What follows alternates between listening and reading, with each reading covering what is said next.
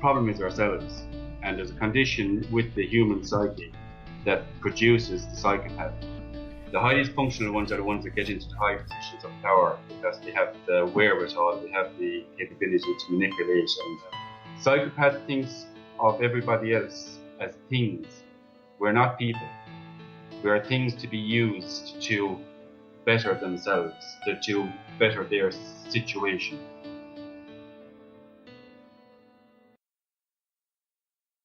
There are 3 daily habits that are destroying your memories, and you will lose 10% of your brain by the age of 55 and 20% of your brain by the age of 75. It'll actually shrink if you do not do something about this. There is a free workshop that you can partake in where you'll learn what these 3 habits are, how to fix it, and how to regain your memories. There's a link below in the description on how to sign up. Be sure to sign up. It's free information. Welcome to Business Game Changers. I'm Sarah Westall. This episode, we're going to talk about the psychopaths' rise to power, how they rise to power, what's going on there with their ego, our ego, with cognitive dissonance, how that works with the universe and with spirituality. I have Raymond Kirwan joining the program. He has a book out and research. He's done a lot of research on this topic. And so we're going to dive into it, and it's really good at understanding how we are in the situation we're in. How did all these psychopaths get into power and maintain power, and what's going on behind the scenes? And then he sticks around for my patrons. He talks about your own self-ego more and what that means. And we get into a couple other topics there. So that's for my patrons. It's only as little as $1 a month. More if you can afford it. It's how I support the channel. And so let's get into that interview now with Raymond Kirwan. Hi, Raymond. Welcome to the program. Hello. Thanks for having me. Well, you have this really interesting research, and you have a book coming out on how the psychopaths rose to power. And the title of the book is Psychopaths Rise to Power, correct? No, it's The Conscious Illusions, actually. That was just the chapter that I sent on to you. Okay. Okay. The book is about our own ego, really, as such, and our own ego stems on to the collective ego. Okay. So where the problem is that what your programs are very good, but what they're showing is the symptoms of the problem, not actually the problem itself. And what I've come across in this book in writing this book is that the problem is ourselves.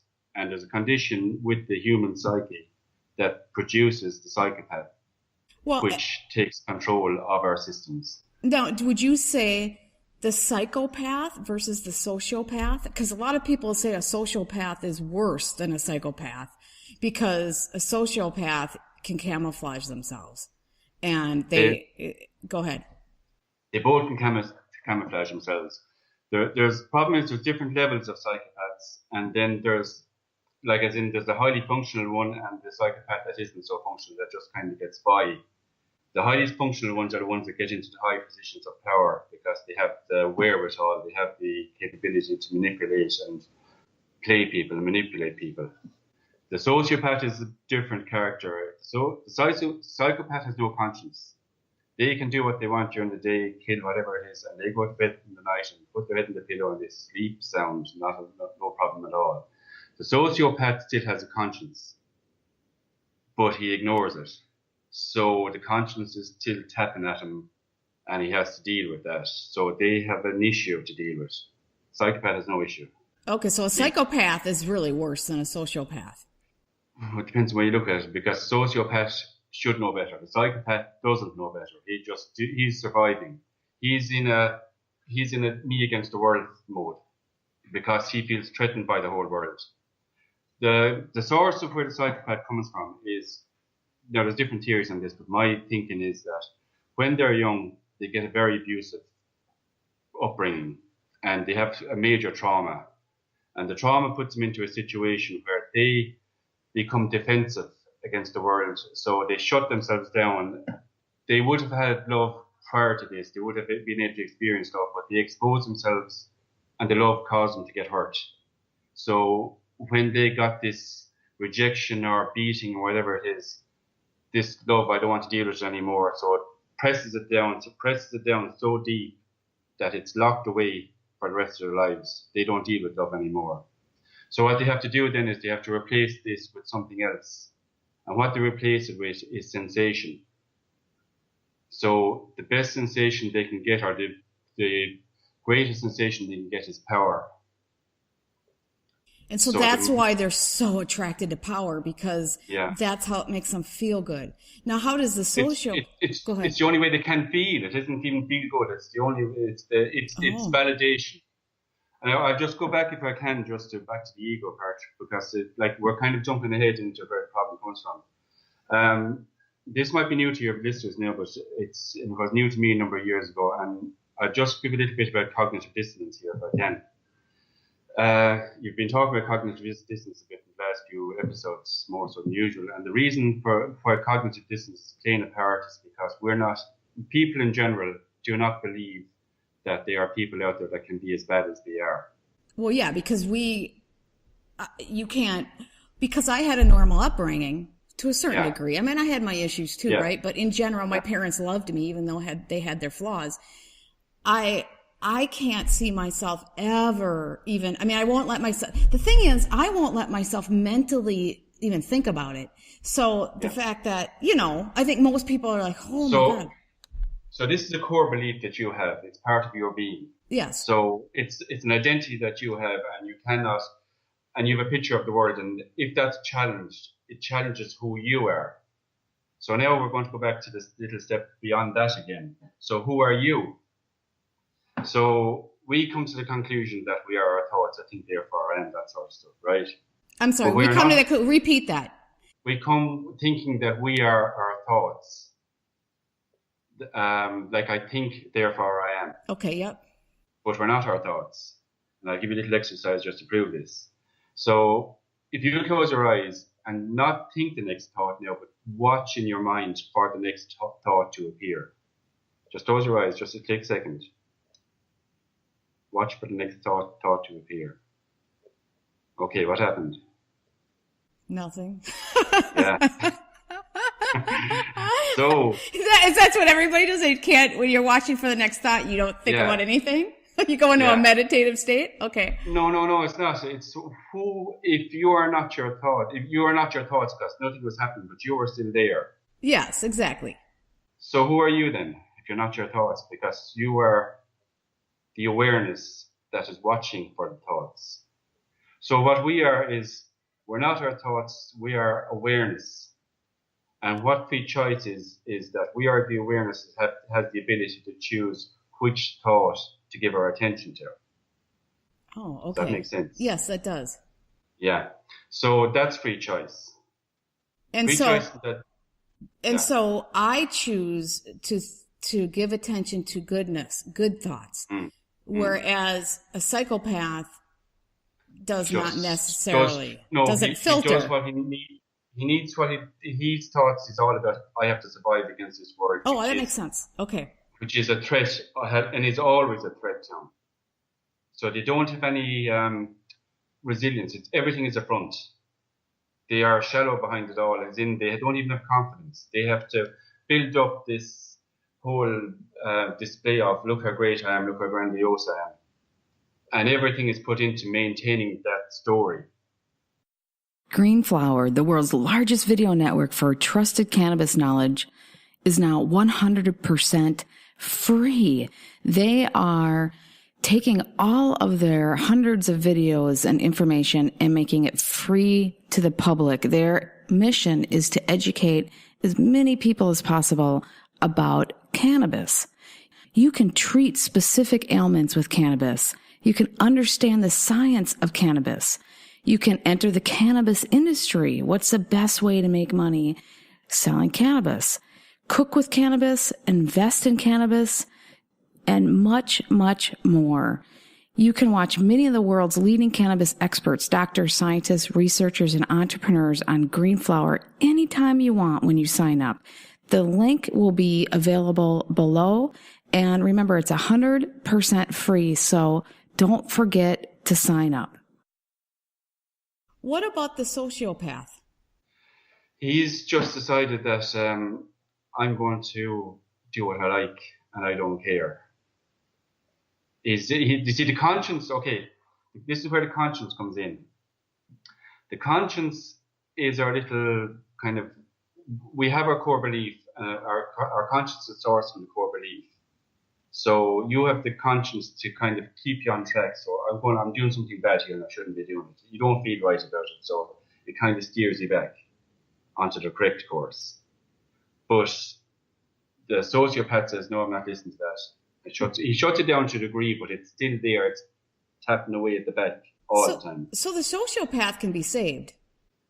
Yeah. And that's that film I was talking earlier on about, the film The Equalizer. There's a sociopath, I think it's the first Equalizer. The sociopath and a psychopath up against each other. Denzel Washington is the sociopath. You have that video, a 5-minute video that people could see. Go on, sorry. Go ahead, explain it. Yeah, so the sociopath is the good guy. He was a former sociopath that it seemingly in the story, he has a story going back that he fell in love and he promised this person that he would reform and he was living a good life now. And he faces up with the psychopath who has no issues at all about killing and doing whatever, and he has his agenda. So the sociopath in this threatens the psychopath, saying that you're up against something you were never up before. I can deal with you. Now I'm giving you a chance to back out and go leave this situation alone, or I'm coming after you, and then you're going to be in trouble. So the psychopath won't deal with that. So his film goes on from there. Not really a spoiler, but it just shows the mindset of the two of them. And the psychopath thinks of everybody else as things. We're not people. We are things to be used to better themselves, to better their situation.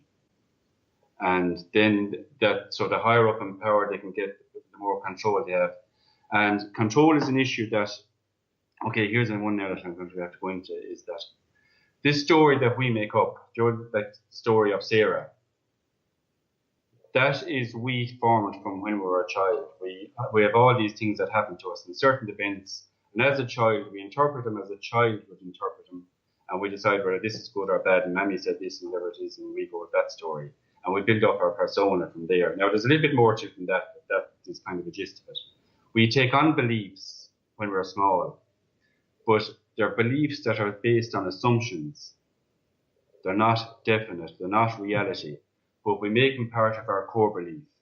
And when that core belief is challenged, even as an adult, the child has to defend itself, the child through the adult, and it will do whatever it has to do. I'll give you a situation where... So can I ask you a question? That goes for everybody. So that's where cognitive dissonance comes in, and that's where the psychopath is for survival, and we are the survival mode that we go into, or the normal person goes into, is cognitive dissonance. Yeah. It has to protect itself from this threat, whatever. And if the threats, a situation that happened to me, I went to a course there about 10 more years ago, and this would put me kind of on this track. It was kind of personal development course, and I was brought up on stage, was a forum, and anyway, this lady came over, and it's in the book what actually happened, like a brief rundown of it. She started challenging me. I'm sorry, you're going to have to repeat that. Okay. It's in the book what happened. Okay. But I'm going to give you a real short rundown of it. Okay. So the lady came up to me up on a stage in front of about 300 or 400 people and started quizzing me about my life and how I got to where I am now. And she started going in for all my real sensitive points because she knew what she was doing and she knew what to look for. And she started going straight at my core that I was hiding from everybody, because we all have this. We have our self that we put out in front, and we have this self that's behind, and we are minding and keeping high from everybody because it's a vulnerable part of us. We have our BS, and then we have our reality. Exactly, yeah. Okay. Yeah, that sums it up.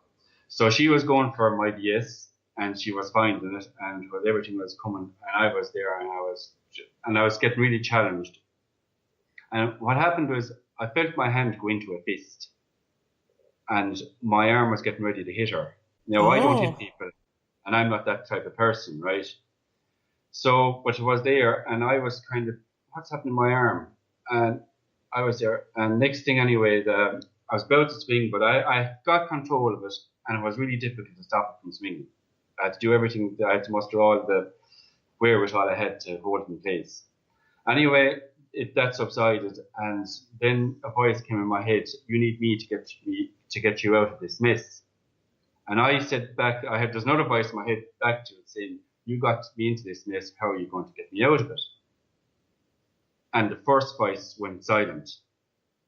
And then what happened was everything changed. My whole perception of the whole. I looked around and I said, this doesn't really matter. What's going on here? I was totally immune to the situation that was going on. What had happened is all the stories that I had put together got brought out into the open. And when they were out in the open, it just shattered and fell apart. And my story of Raymond disappeared. And I was seeing everything in a whole different light because the stories weren't there doing interpretations of it. That making sense? It does. That's how you broke down your wall of seeing reality to a certain degree. I mean, we're all going to have our walls, even that we didn't break it. Yes. I didn't break it down. It was broke down on me. And she's quite talented for doing that, by the way. Yeah, but I had a particularly stubborn kind of ego, right? And at that situation, everything came to a head. Other people don't have this effect, but that's what happened to me. But then after that was over, and I was walking down into the crowd, I felt something kind of come up over me again, and it felt really horrible.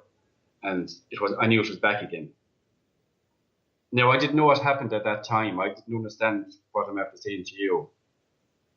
So what happened there? I knew it was back, and I knew it wasn't where I was totally at peace when I was up on the stage after that happened. There was no tension. I was just totally calm out about the whole situation. It didn't ruffle me at all because I knew it didn't matter. But then my stories are back again, and here we go again. So over the years, then I learned what had happened. So okay. Would you say ego? The more you go through problems in a way that you deal with it in a healthy way, the less you become more wise and mature, and that ego starts to break down, and then you just can deal with problems. And that's it, exactly. More peaceful. Okay. Because that's how I feel. Yeah. Yeah, you're starting to transcend the ego. But it's suffering that causes this. Suffering causes to awaken.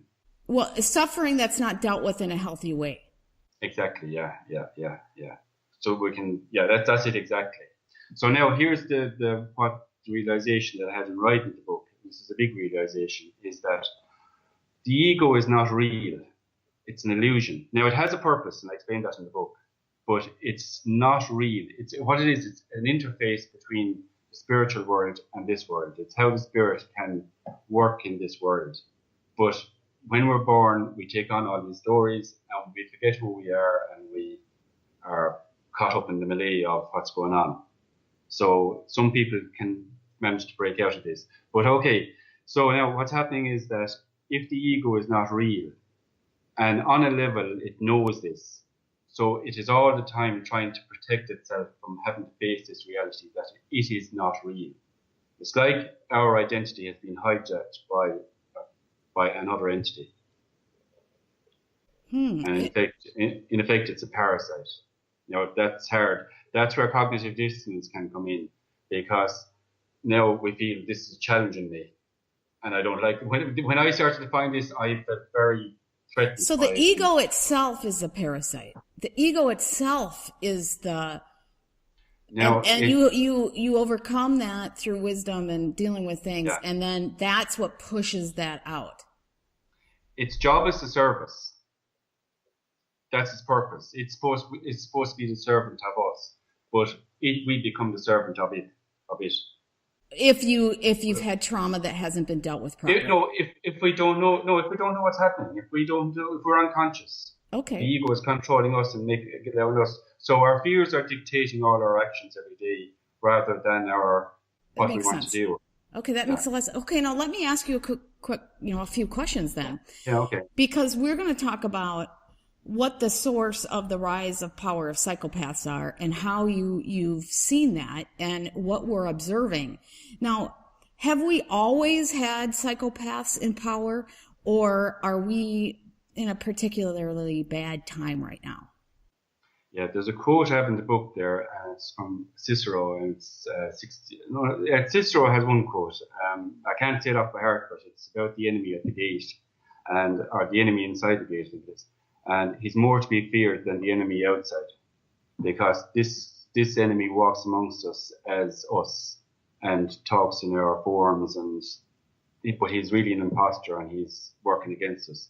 Like, what's happening is that we think the ego is working for us, and it's actually working in its own best interest. It's not dealing with, it's not catering for our needs, it's catering for its needs. Okay, so that didn't really answer the question. So basically, this has been here since the dawn of time. Yeah, it's a condition. It's a condition, but is it worse right now, or is it the same? And go ahead. Yeah, sorry. It's coming to a head. What seems to be happening, and like everybody is noticing, the last number of years, people are starting to wake up. It's just happening naturally. People are changing their behaviors. They're like, from 1970s to now, there's been a big change in how people behave in things. But at the same time, this ego is being threatened more so by this waking up, which means it is becoming more and more defensive, which means that it is having to react more, because the ego doesn't respond to things, it reacts. So it is always in defense mode. Now, and you would say the deep state is an example of the ego. Now, is the deep state a collective ego almost? It's collective ego, that's what it is, yeah. And it has to hide itself. The ego, if the ego is revealed, like what happened to me, it can't survive. It can't survive being brought into the light. That's why everything has to be done in secret.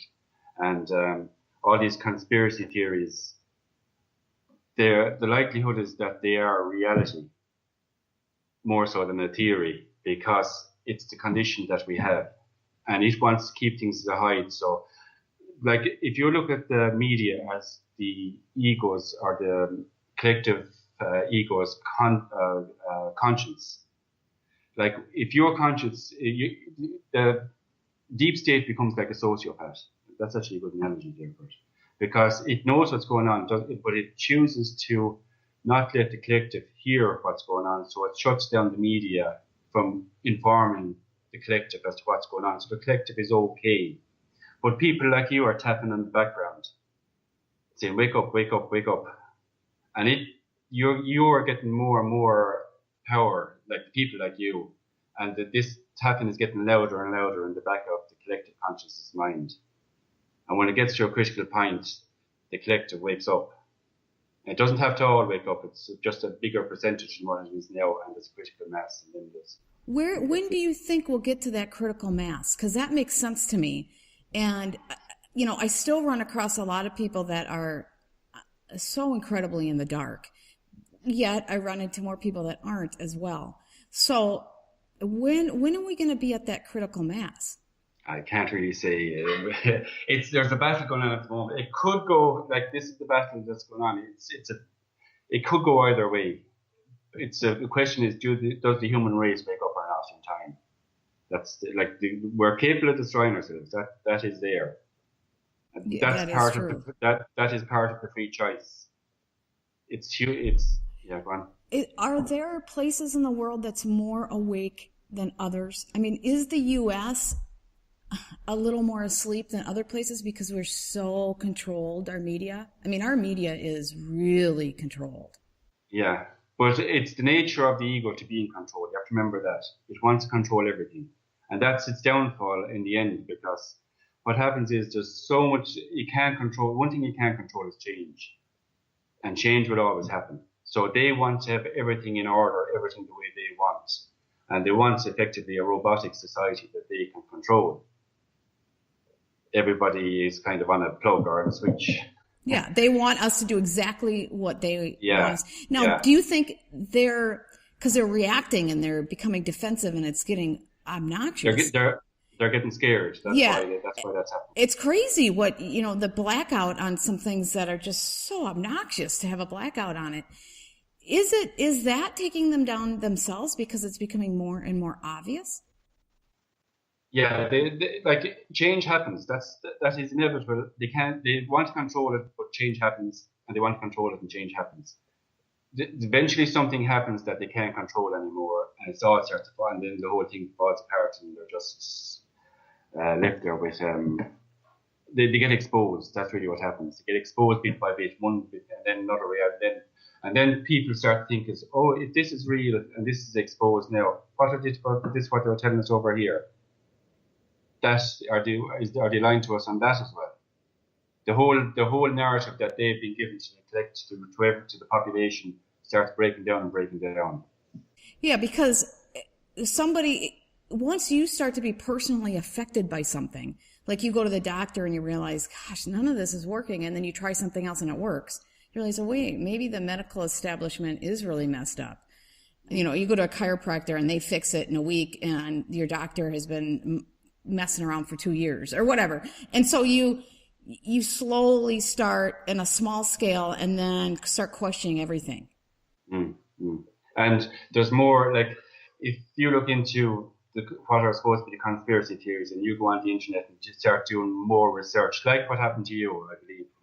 Yeah. I went into I'm going to use the word psychotic mode for a little bit, where I went to town on trying to understand things. But go ahead. Like the election with Trump there now. I heard this on the radio, and somebody here was commenting about the American situation. Somebody said it's like America's having a breakdown. In effect, that is what's happening on a collective basis. The country is having but breakdown is good because it now allows for the real America to come through. Well, that is good. I'm noticing that a lot of people are, wait a minute, the climax was kind of this 2016 election, because it was so bad. It was unbelievable. It was the weirdest thing, because the emotions were high. You couldn't even talk to people about certain things without them getting angry on really silly stuff. And I think rational people started saying, well, wait a minute, I can't, this is crazy. Yeah, that's the cognitive dissonance starting to break down. This is a process to cognitive dissonance. It isn't that, I realize that can happen, but more likely it's an integration that takes on over a period of time. So you get faced with the reality, but not prepared to face it now, but it comes back to you sometime, you think about it, and then think about it some more, and then it's kind of an integration into the system, where you now accept that this reality could be real, and then it goes on, this reality is real.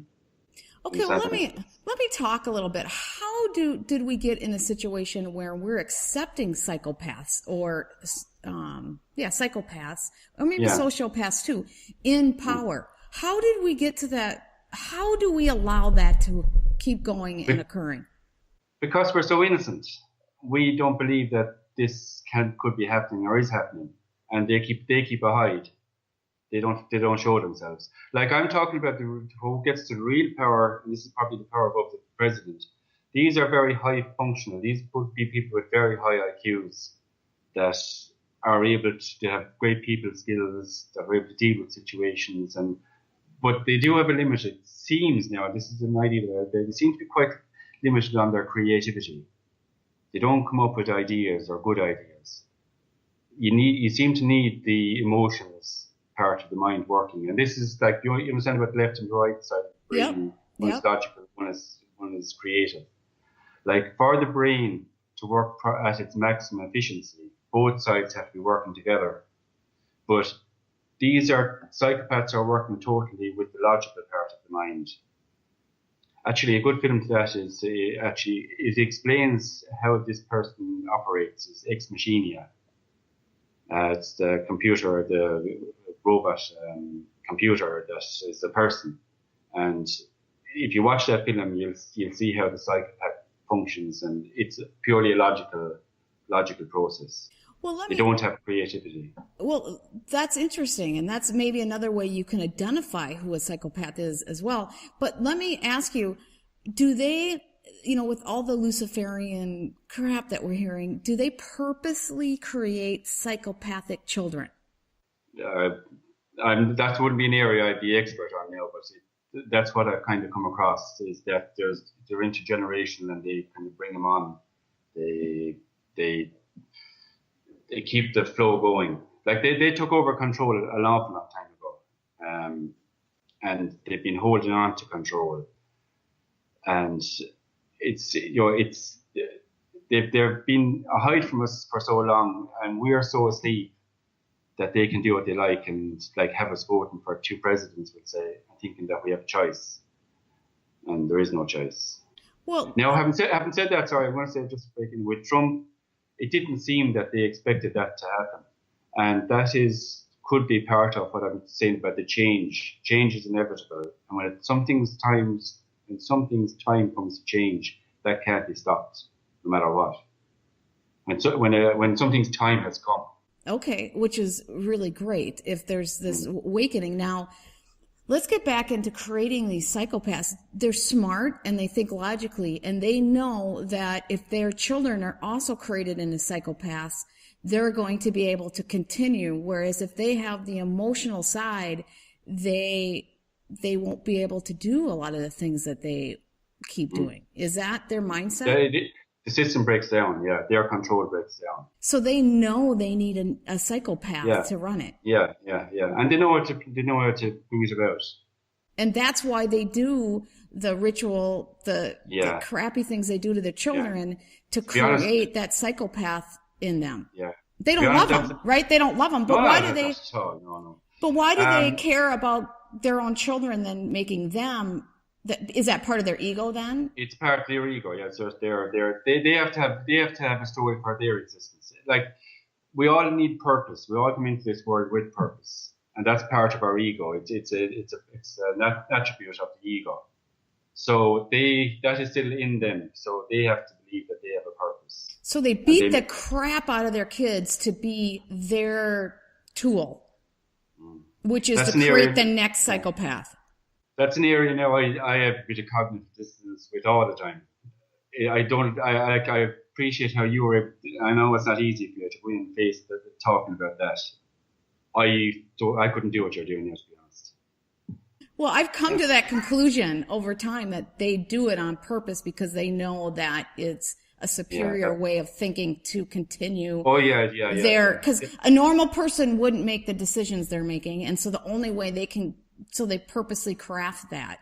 And I've seen it in other areas where they try to create somebody at a really high level, and they don't. And I think a lot of that stuff is, I see it in sports where a parent wants their child to be the top athlete in something, and they just beat the crap out of them mentally to become tough. And it's kind of a sociopathic path.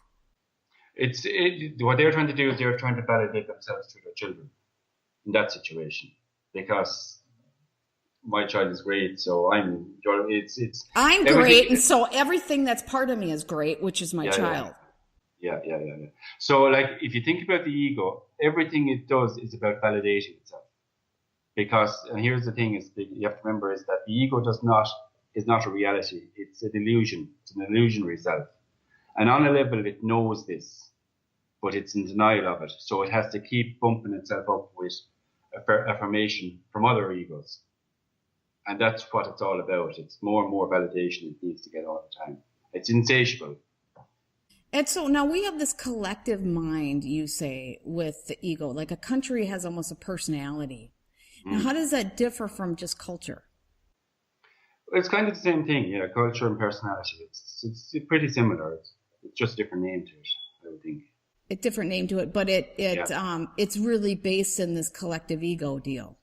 Yeah. Say like the Germans, like in Europe here now, they try to join us all together, and each country is very unique in its personality. Like the Irish are very different from the Germans. Like they have to wait at the signposts for the light to go green before they cross the road.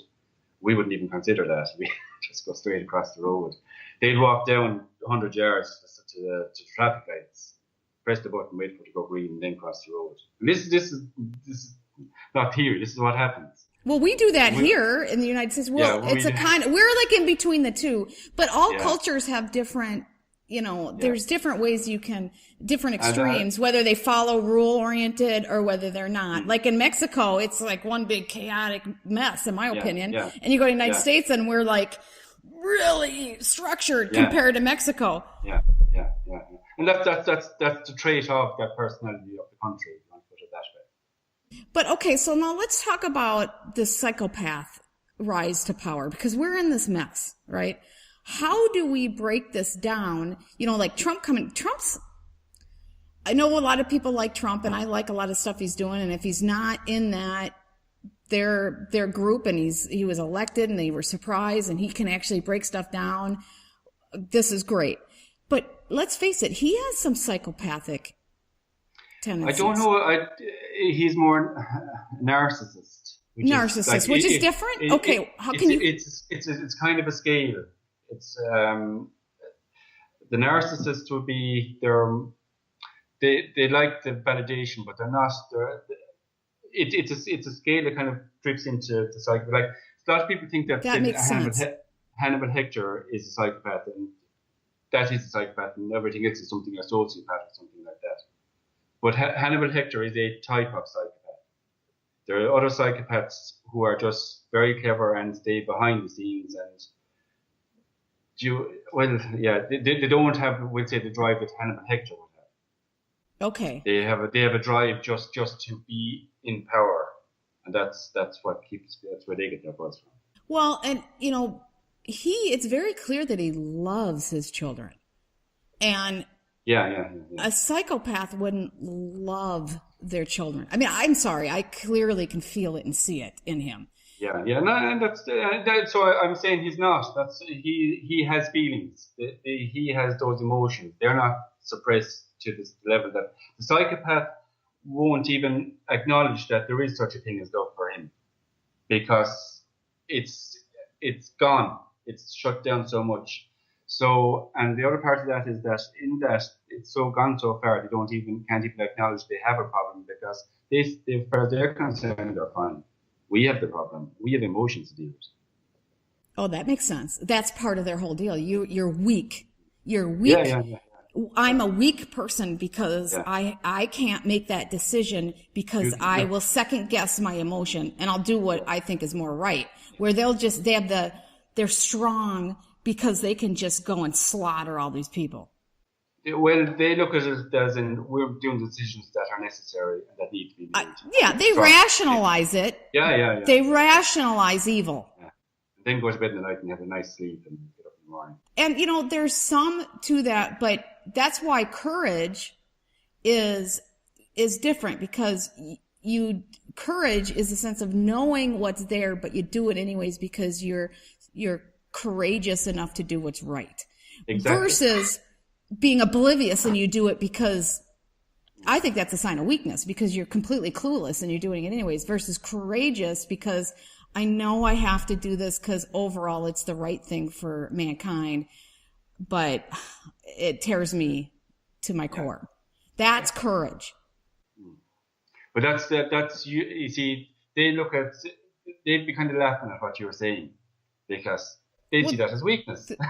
Well, they think, you understand what I'm saying? Yeah. Yeah, what I see as strength, they see as weakness, and what I see as weakness, they see as strength. It's a flipped world. Yeah. And that's one of the things that I saw early on in my life, is that everything in this world seems to be backwards. If you stand back and look at it, like if you look at our say the economy, and you have all the best accountants and going into, say, working in Wall Street and managing its finance, derivatives and all these kind of things, the best brains. Well, these brains should be in places where they're actually doing something to help society prosper. Yes. So what the ego does, it uses up the resources to sustain itself rather than using up the resources to better everybody.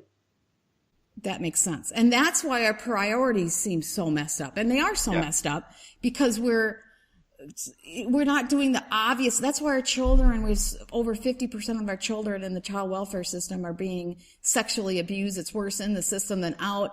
And why we have so many kids that are struggling with depression and anxiety. And we're sort of talking about it, but we're not serious. It's all just Band-Aid and crap. Nobody's like seriously trying to take care of it. Yeah, it's all presentation. It's all promise. Yes. That's what the publicity companies are for. Their job is to do this and put a good spin on everything. Well, and I always say with the corporation, they do one thing and then they hire a marketing company. Okay, we don't care what we're doing. Ignore what we're doing, but make it look as good as possible. If the message doesn't match what they're doing, I don't care as long as it sells the most. Yeah. It doesn't have to match. If you take it back just to kind of prove that this is right, if we take this back to ourselves as a person, right, we do the same thing ourselves. And that causes us our disease and our stress in our body. Yeah, and that's something I've worked really hard. I want to be the person I want to be. So I've come a long way. I know what you're saying because I was that person, clueless. And then I kind of woke up and now I'm still not who I want to be, but I'm a lot farther. And so I recognize everything that you're saying. And it's a process and it takes time. But we got to recognize it in ourselves before we can fix it big picture, correct? Yeah. Gandhi, you have to be the change you want to see in the world. That's what that's about. Well, okay. So what do you suggest for us to do? I mean, what do you think are some of the first steps that people can do to become aware of the psychopath that is affecting them? And okay, two things. How do they become aware of the big picture psychopath, and how do they become aware of their own problems? Okay. What I'd say, I'll just give you I don't know if this answers your question properly, but I kind of need to say it anyway, is that when I was presented with these kind of other ways of thinking first, I felt uncomfortable with myself. I didn't like what I was hearing. It was challenging my beliefs. I didn't like it, right? So what I did with it, and I didn't really just kind of hit on it by chance, is that this person is telling me this information, and I don't know if it's true or not. He could be telling me a lie. He could be trying to manipulate me. He could be just his belief system.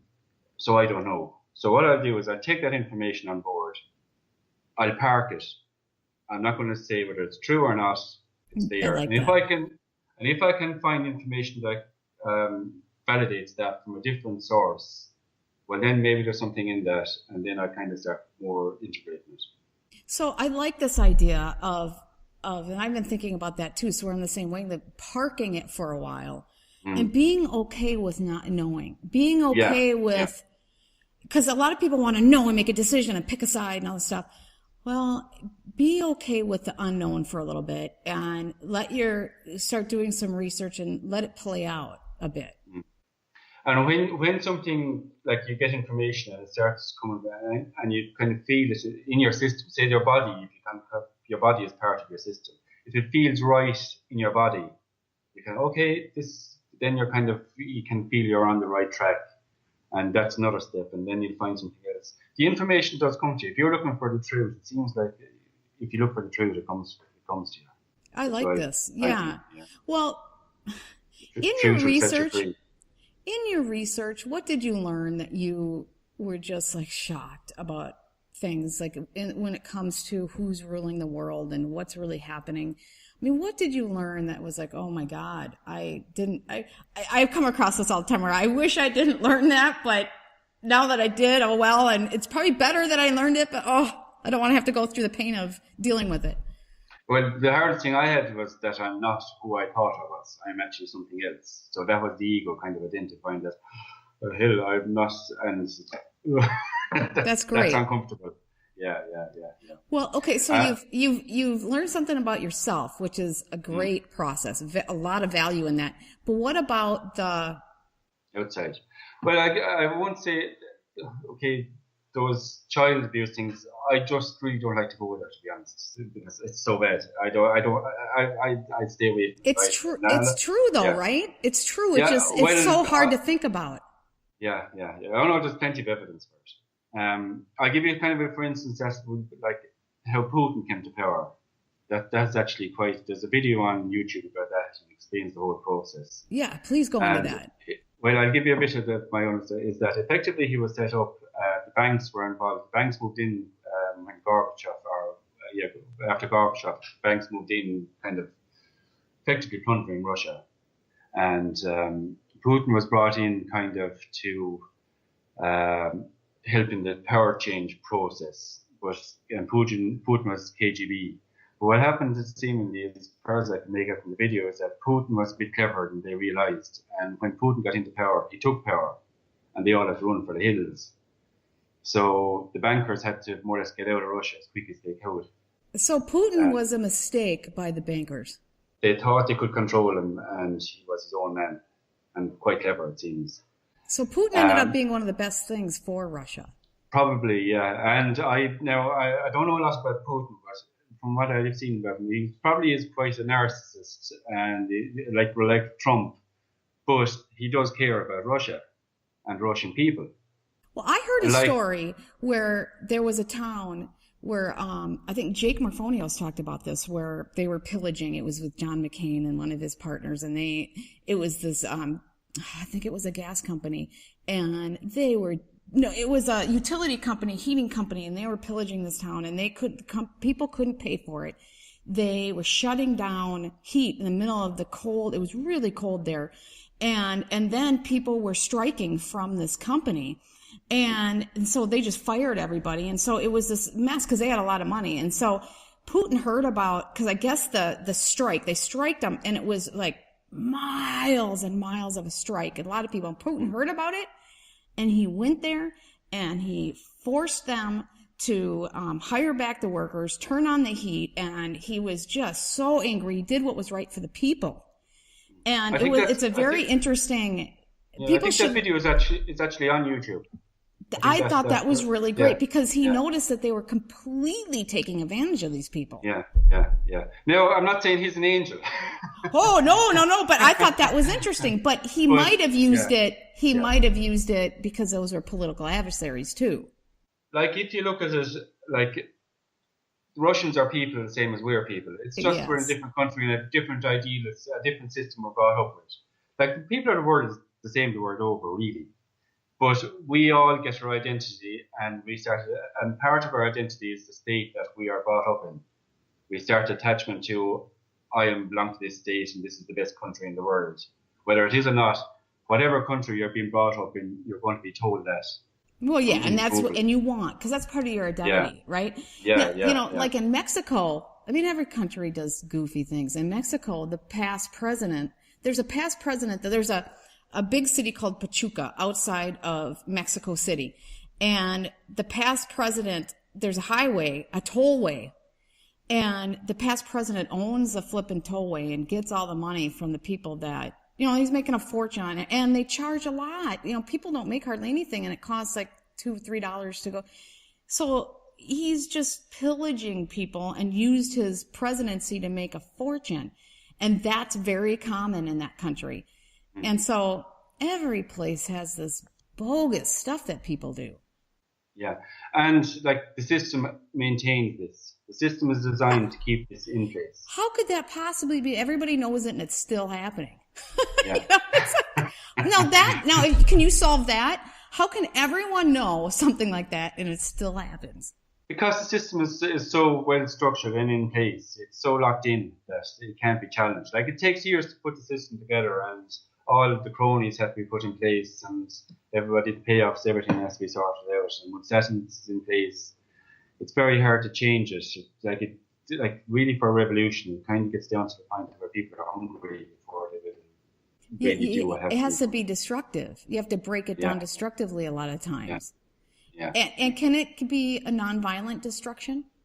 Well, it has been. Like Gandhi, but you need a leader that, like, if you look at what I'm saying, kind of to validate what I'm saying, if you look at South Africa, Nelson Mandela died a number of years ago, and the system the country is breaking down as far as I can see.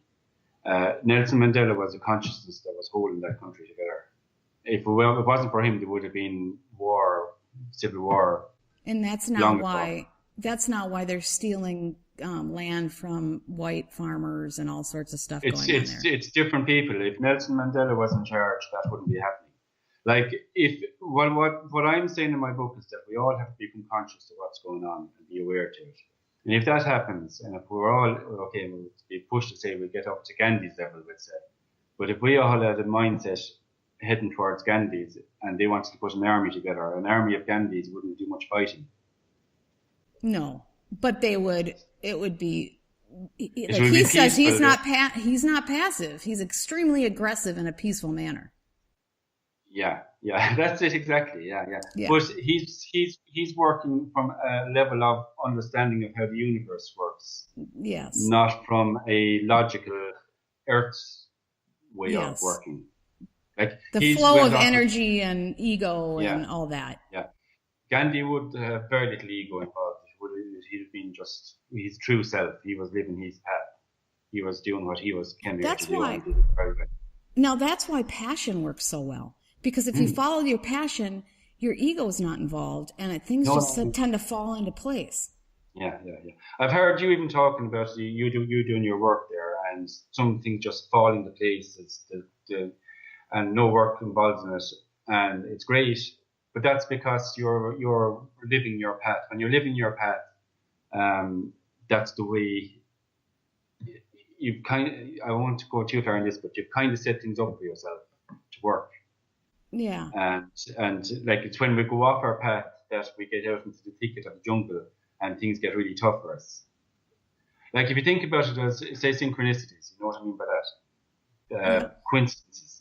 So if you're walking on a journey and you want to leave a breadcrumb trail for yourself, let's say, if you're on your path, you'll follow the breadcrumbs and you'll find the breadcrumbs. But if you stray off your path onto someplace you're not supposed to be, that's not on your path, you won't find these breadcrumbs anymore, unless you happen to cross it by mistake. And that's where sometimes you get I was in the flow for about 10 minutes, but then you went off the path again.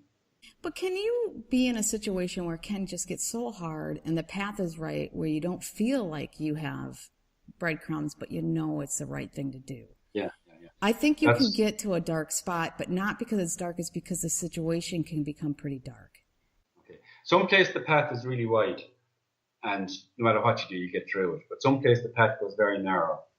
And when you hit that place where the path is narrow, you have to be on top of your game. Yes. Yeah, but you still feel that it's the right thing to do. But you know, but you're in that moment and you know you're right. Regardless of what the reality is telling you, you know you're right. Yeah. When that's and you stick to that, then you're okay. You're okay with the outcome, whatever it is. You're true to yourself. That's you can sleep at night. Yeah. Without being a psychopath. Right? It's the way a normal person can sleep at night. Yeah. Well, how can people get a hold of your book and learn more about this stuff that you're working on, which is really great? Yeah, well, I kind of printed the book myself there about a year ago, and I still have some copies left. You can get that, but you have to go to my RaymondKirwan.com on the internet. Okay, I'll have that link here on the video. Okay, yeah. On that, I sent on the chapter, which is not in this book. It's actually on that, and people can read that chapter there and then on the website. And is that the Psychopaths Rise to Power? That's it, yeah. Okay, that's the additional. Okay. Yeah, and at the end of that, then there's the Denzel Washington video, the Equalizer video, and that kind of shows what. I love that because that shows a sociopath versus a psychopath and the difference. Yeah. And how the psychopath, and he actually goes into the story of how, because Denzel Washington seemingly was working for the deep state at one stage. So he had the resource to find out how the psychopath that he's dealing with came to be. And he was able to relay back to the psychopath his origins. And he spells out, it's just that you have to watch it kind of. It's really, it's done to a T. Oh, excellent. Okay, well, thank you so much. And we'll have your stuff here, the video and the link and everything for people. Would you mind sticking after and answering a question from my Patreons? Yeah. I'll just say one other thing for a word. The Ex Machina film, if you go to watch that, it gives a very good demonstration of how the psychopath actually works. The Ex Machina, the female character is a psychopath. I'm not saying anything. The film is it unfolds itself. I'm not saying who's a psychopath in it. Oh, okay. Okay. They just figure it out. Would you stay after and answer a question for Yeah, my yeah, patrons? okay, yeah, sure. Okay. Yeah. Thank you so much. Very welcome.